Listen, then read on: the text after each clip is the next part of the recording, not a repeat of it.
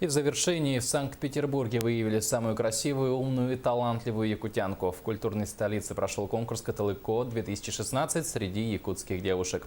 О прекрасных участницах и об итогах самого яркого мероприятия расскажет Айсена Бурнашова. Взяв передышку на целых 3 года, Каталыко вновь зажег на сцене. На этот раз на площадке Дома молодежи «Рекорд». Организаторами мероприятия выступила Ассоциация молодежи Сайды, Поспредство Республики в северной столице и Министерство профобразования. Полный зрителями зал, и вот оно, торжественное открытие самого ожидаемого события для якутян, проживающих в городе на Неве.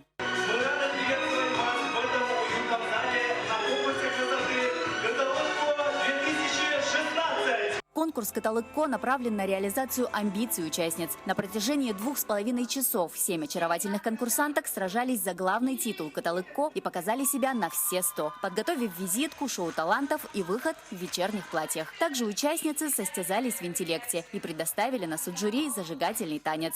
Девочки, которые бывает так, что в жизни они бывают очень яркие, когда общаешься лично, а выходя на сцену, некоторые теряются. Поэтому харизма, обаяние – это одно из главных критериев. Помимо выступлений конкурсанток, вечер также украсили талантливые студенты и звездные гости. Певицы Юлина и Вайнер, Денис Антипин, Дензел. После долгих переговоров уважаемое жюри вынесло свой вердикт. Главный титул «Каталыко» заслуженно получила уроженка города Нюрба, студентка 1-го курса Герценовского университета Анастасия Таюрская.